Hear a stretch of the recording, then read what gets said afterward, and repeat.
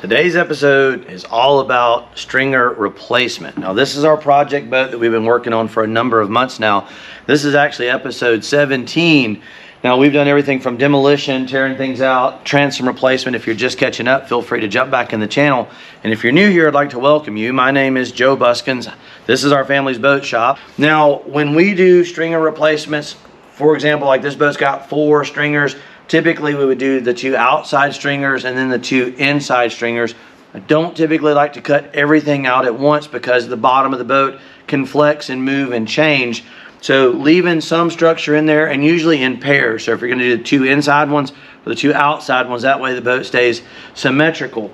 Now, what I did previously, as you can see on this stringer, which it's actually already mostly cut loose. We got a little bit more work to do. But I came in and we measured off the transom, and we've got 1 foot increments here. And what you would want to do prior to actually cutting this thing completely loose and removing it is every 12 inches or so you can take a measurement and write it down on top of the stringer or put it in a notebook. And as you move forward, you're going to get different measurements. It will vary as you move forward. And I always measure on the long side. So if you've got V in the bottom of the boat or dead rise, on the inside is going to be the longer measurement. If you're measuring on the inside, it's a little bit trickier. Rather, the outside is a little trickier to get an accurate measurement. It's going to be a little shallower. And I usually recommend trying to cut these a little bit long, and then a lot of times we'll trim them down a little bit. So you got to be careful about cutting them too tight or too low, because a lot of times you need a little bit extra material to work with. Now, if you've already gone beyond that point, let's say your stringers are in such condition that you can't, you've already cut them out and you can't measure them, or if you're building a new boat, like when we were building our 29-footer, you don't have any stringers pre-existing to measure off of. You'll notice what we've done here is we've just taken a little bit of string, and we've got a 2x4, it's wrapped around, and we've made a piece of dowel. That's 3/4 inch foam insulation board. And I just ran a screw right in that corner, so we've got a little something to run off of. And we did the same thing. I hope the camera can pick that up. But we marked with a magic marker at 12-inch intervals. You can see there's a mark right there, mark right there. And what you can do is the same as if the stringer were in place. You can come in there and you're just measuring basically from the bottom of the boat up to that string, and then you're going to document each one of those measurements as you move along, and then you can translate that to your stringer material. Now in this case, we are going to be using Coosa board. That is kind of our go-to material.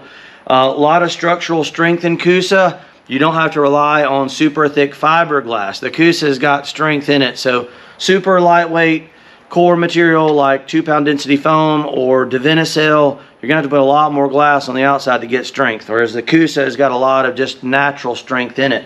Now, one of the easier ways and the most common way, if you can do it, would be to take your stringer out. Now you can see we've already got this stringer cut out, and we just laid it on the floor over some of our dowel blue board. You can get a nice pattern off of that. We're going to make this stringer a little bit taller, and obviously there's some little irregularities and whatnot. When we were cutting this thing out, you can see there's a little bit of a hollow right there.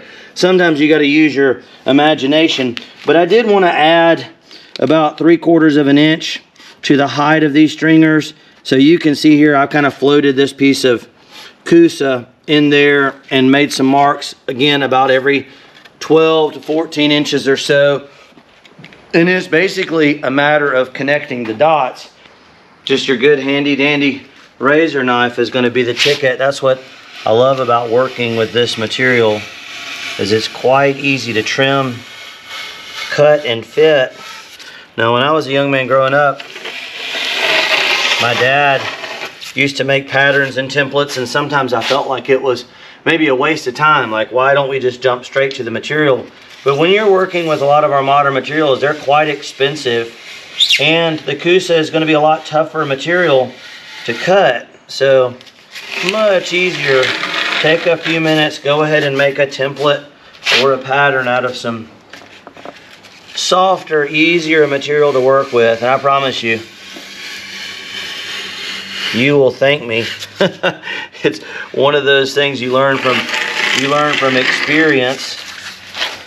On my previous boat, before we built our 29-footer, I had a 23-foot Kenner, and the floor was too level in it. And when you tried to wash the deck, the water would just kind of meander around. It really needed a little more pitch up in the front.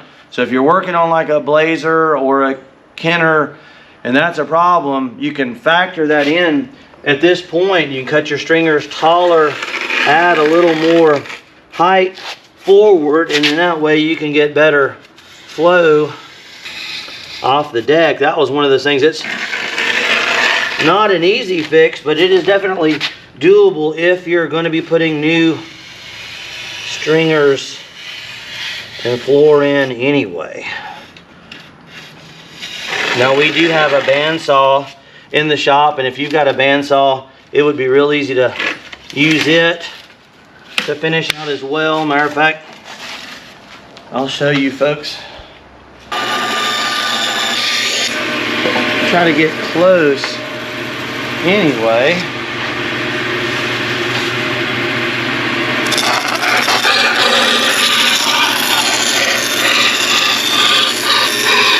All right, so that's kind of our first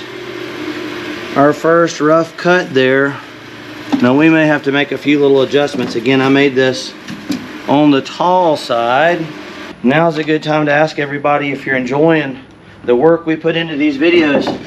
Please feel free to hit that subscribe button, like, comment, share. That definitely helps tell the YouTube algorithm that we're doing a good job. And I want to thank everybody that's been supportive of the channel, especially our Patreons and folks that are constantly commenting. We really, really appreciate everybody so much. So here we go. Just kind of an idea, get an idea of where we're going to be. Now you can see there's a bit of a groove down in there where the original stringer was. We are leaving a bit of material. Y'all will notice here, rather than trying to grind all this back, which isn't really necessary in an application like this, we're going to make it so that this material fits right down inside this groove. We're going to put a bead of thickened putty in there. Now I did make this stringer, as I said, a little bit taller than the previous one, so I'm going to have to trim a little bit off of the nose. But there you go. You can see pretty quickly we've got a darn good idea of where we're going with this thing. We trimmed a little bit off the very nose, and we're using our little 2x4s here to just kind of hold things in place. Obviously nice to have a helper, but sometimes you can use some 2x4s, or if you can see, we moved that little cross member up just a little bit and propped it so that it'll hold things. But you can see we've got a little variation here now. We need to do a little bit of scribing or fitting. This forward one looks quite good, but this back one has some rocker to it. It's hitting along, somewhere along here in the middle a little bit. You can see it's giving way at the front. It's touching right here. So I'm going to do a little bit of scribing with our little magic marker. And I'm just going to take, this is a reference line, but I know generally about in there is where it's making contact. You can feel this is very solid, but it's kind of floating in the back here. You can see there's a bit of a gap underneath that. It's tight here, and there's a bit of a gap up here. So we're going to take a little bit of material out of that middle section, and that's why you want to cut your material a little on the long side. Now sometimes you can even use your finger here, and we might take off just a little bit, and I'll use my finger as a guide and get a more natural or smoother. I'm going to kind of taper it out to nothing right along in there.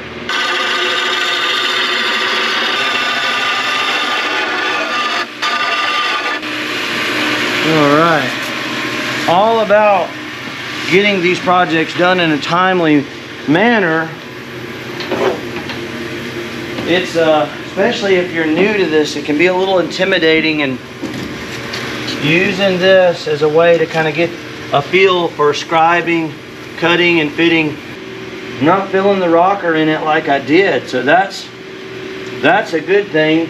But you can see here that we've got a little misalignment still up here at the front. And actually I'm seeing a little bit of rocker there now. If you notice when I push down, this pivots up. So that tells me maybe we're making contact right along in here somewhere, right along in this area. So I'm gonna make a note of that. Same deal, we'll just work away at it. It's right in here. Say we'll take about 1/8 of an inch or so, and I'm gonna just gradually transition it from nothing up to about 1/8.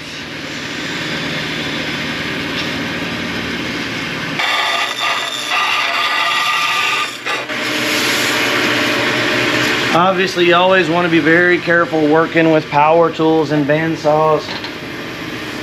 It's something I grew up doing. Matter of fact, my grandparents bought my father a bandsaw for his 12th birthday. That's what he wanted, or for Christmas rather. That's what he wanted when he was 12 years old, got his own bandsaw. Kind of hard to imagine kids these days wanting a bandsaw, but he grew up building little wooden boats. And you see we're getting closer and closer now as far as the fitment of things. So I think you folks kind of get the idea. It's usually just a little bit at a time. Use some little braces and some spacers, maybe another person to help out. Okay, so we have finished up all of our scribing and fitting and trimming down. We actually took both pieces out, and I just used a piece of 3/4 plywood that's about 5 inches tall or so, and actually ran some 1.25 inch stainless steel screws through them. And if you're careful with it, you won't run through the foam. It'll totally hold it in place. We laid that against a straight edge on the floor so that we can really replicate what an actual stringer would look like. And I'm pretty darn pleased with it at the moment. Now I have taken our level and stretched it across. We got it gliding across to others that we haven't cut out yet. And it's slightly higher than the original ones, which is kind of what I was aiming for. And it's the same, about the same. You can see there's a little gap right there. That would indicate that this piece is actually a little higher. And we've got about the same thing going on in the back end of the stringer, the template for the stringer. So we've moved over to our table saw to rip down some nice pieces of the 26-pound density Coosa. Now this is the Blue Water 26, is what we used throughout the build of our 29-footer. They do make a 32-pound density and a 20 and a 15. I really like the 26 overall, but if you never worked with this stuff before, like you can see how light it is compared to plywood, 2-finger grasp. You're gonna save about 40% in a lot of cases as far as weight compared to plywood.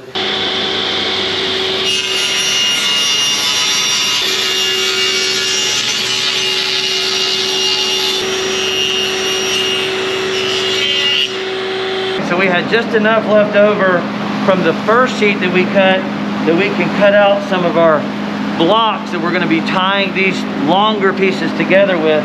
But again, if you're new to working with Coosa, I've actually got several videos where we show working with it, like Coosa 101. We're using table saw, saber saw, skill saws. But I thought I would show, most everybody's going to have a little jigsaw or saber saw.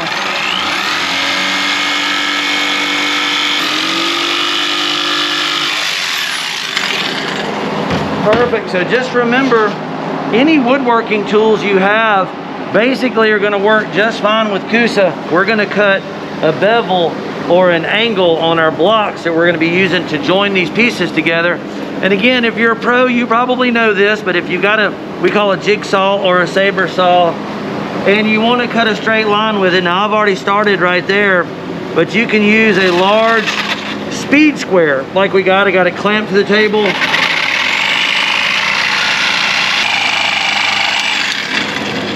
And that makes cutting a really nice straight bevel a little easier. You can use that same trick with a skill saw, but a little easier than freehanding it sometimes. So we're moving on to one more step here, folks.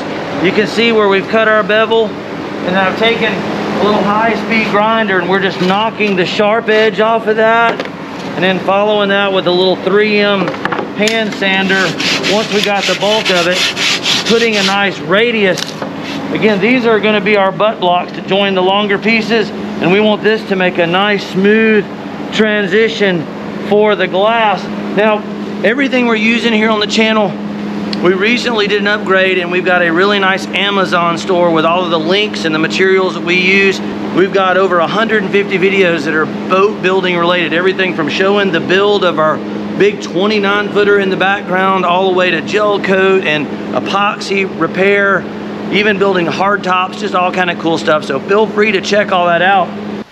Getting ready to mark out our stringers. We've got our nice little template or pattern laying over our Coosa board. I'm gonna mark this a little bit proud. You can see we've got about an extra 1/8 of an inch or so. Got some bricks holding it in place. We've got our straight edge holding both our template and the Coosa in line. Always need a few bricks around the shop if you're gonna be doing this kind of stuff. Really, really handy for just holding templates and patterns in place. You can see here we've lined up seam for seam there. This is absolutely something that someone's got some basic carpentry or mechanical skills for sure. Most of the tools we're using right off the shelf from the big box stores. Like I said, again, we do have a very nice Amazon store if you want to help support the channel. If you want to source the Coosa, Boat Outfitters is going to be the source for that, and I'll try to be sure to put a link in a description and all that. But Boat Outfitters, that's also the folks that we got our real nice little glove box on our 29-footer. And then we're going to be using some vinyl ester resin to tie this all together as we move a little bit further. And Fiberglass Warehouse is going to be your source for that. Again, there will be links and descriptions and other videos here on the channel where we use materials from those folks. And if anybody watching the channel wants to come down and go fishing with us and we can talk about your boat project while we're out, get a twofer there. You can we can talk about your boats and boat building and repair, and maybe go out in the Gulf, catch some big old fish, getting that time of the year. Now sometimes it's nice just to put a couple little marks for orientation. You know, obviously this is going to be, let's just say this is the north side or the port side, kind of depending on what you prefer, but that way we know these pieces real easy at a glance, the orientation and whatnot. My dad was always big on that. You'd always see arrows. He'd always put an arrow pointing up and lines across the seam, so that very easy to get your orientation. And we're not really worrying about putting any kind of a bevel on this. This boat is a pretty moderate dead rise or V in the bottom, and we're going to be putting a fat bead of putty underneath. Always a good idea to have a fan of some kind. Here we go.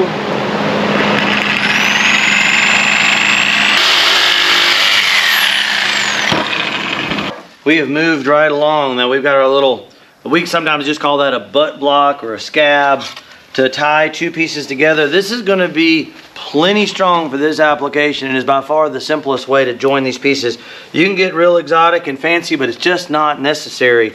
I've marked the middle of this, so we went with 2 feet. That's 12 inches right in the middle. We're going to overlap the seam. Now one thing I did do is we ran like a 1/8 pilot hole, and then we used a 3/8 chamfer bit to kind of countersink, or a countersink bit. If you never use those, again, those came from Lowe's or Home Depot, or I'll try to put a link below our video's description. But that allows those screws to kind of countersink a little bit. And we're just using some 1.25 inch, which is about perfect for 2 layers at 3/4. You're going to get 1.5 inches. We're going to countersink them a little bit. We're using our straight edge to hold everything.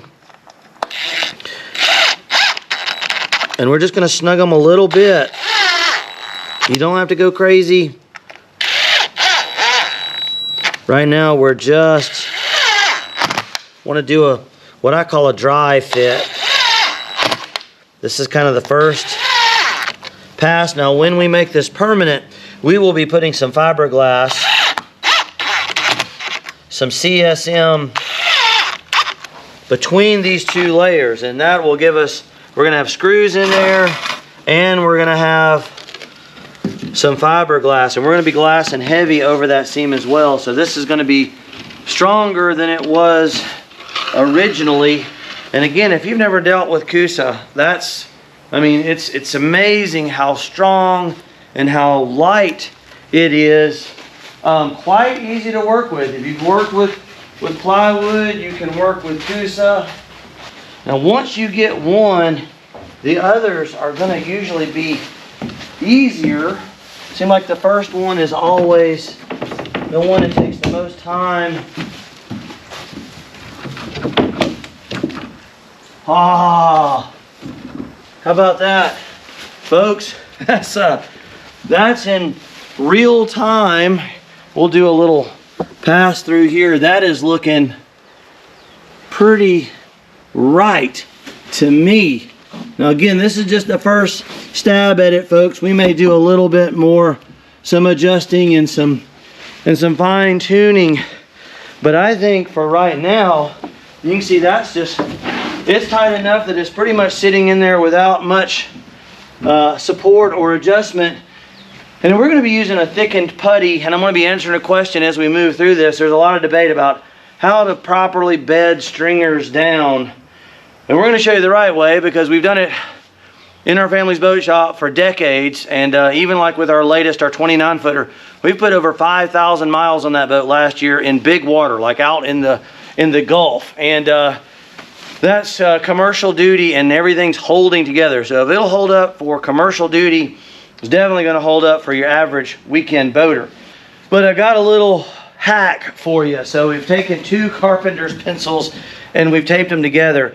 And sometimes we do what we call scribing, or when you're trying to get something to fit a contour or the bottom of the boat, you may have to trim a little bit on the highs or lows, whichever way you're looking at it. But come here and check this out. So if you are trying to dial in this piece here that we're got running across the bottom, you can use the lowest, like the pencil absolutely flat against the hull. You can see, I hope the camera picks up, there's a little mark right there. Or we can turn it on its side, and that brings the mark slightly higher. Or we put one pencil under the other pencil, and it brings it up even a little bit more, and that will follow the contour of the bottom or whatever you're shaping or scribing. And that is one of the ways that we can trim and cut these pieces to get it close. There you go, 2 carpenter's pencils taped together, and that's going to give you 3 different options for scribing. And what we're going to do now is go ahead and put a little bit of PPE on, and I've mostly cut this loose earlier. I want to save you folks some of that. That can just go on, and it's laborious and it's noisy, but the tool of choice in a lot of cases is a little oscillating tool. Something like, that's a fine F-E-I-N multi-tool. This is a German-made one, but Bosch and DeWalt and all those. And like a grout bit there. That works really good for cutting fiberglass. But a Sawzall is really the tool of choice with a big, long demolition blade or attachment. Now, it's okay if it's not perfect when you're doing this. Sometimes you just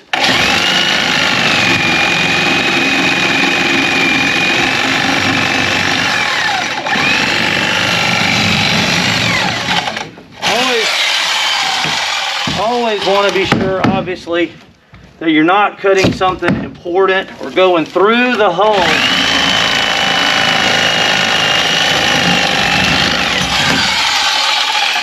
There we go.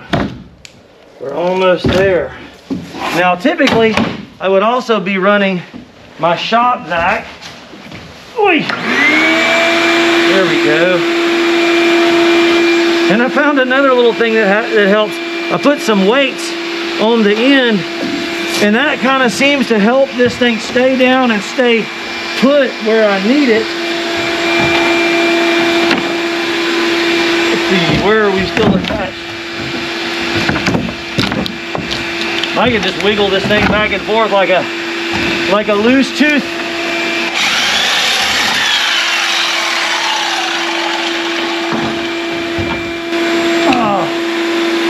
we go. Just like so. Lots of punky wood there. Oh my goodness. It's odd how some places are really rotten and some places are not bad at all. Pretty solid back here. If you can do your demolition work when it's a little bit cooler, matter of fact, I got a little tip I'm going to be showing y'all maybe in the next episode about how to pipe some air into your Tyvek suit so it's a little more comfortable. Now the next phase of this typically is going to involve just some manual tools. On this, what we're doing, or so far what we did on the previous one, is you can see we're leaving a little bit of an edge there. The new stringer is going to sit down inside of that. We're not going to worry about grinding or removing every little scrap of wood, but a lot of times you can just take an old-timey chisel and that stuff will just come right out of there. Now we will be using a grinder to level this all off and clean it, and we'll be cleaning down in that groove, but the new piece of Coosa is going to be the same dimension as this stuff. Now typically I will bevel the edges just a little bit so that when we cut the new piece, it'll fit down in there quite easy. We'll use a bedding compound or a putty to make that work. And more of the same here, folks.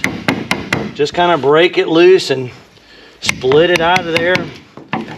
You can see there's a pretty big,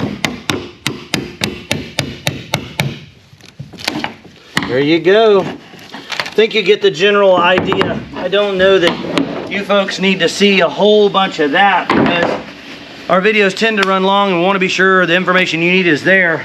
Seeing the one already cut and fit, got an idea of how to cut the thing out, how to template it, mark it, pattern it.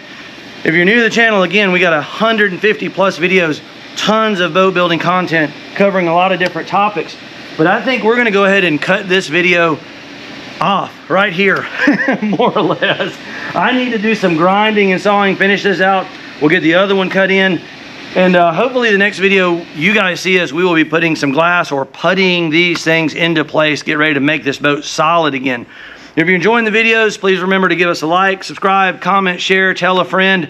It's Captain Joe here with Fish Bump TV, Island Marine Charters. My son Logan is my amazing cameraman, and we will catch you folks in the next episode.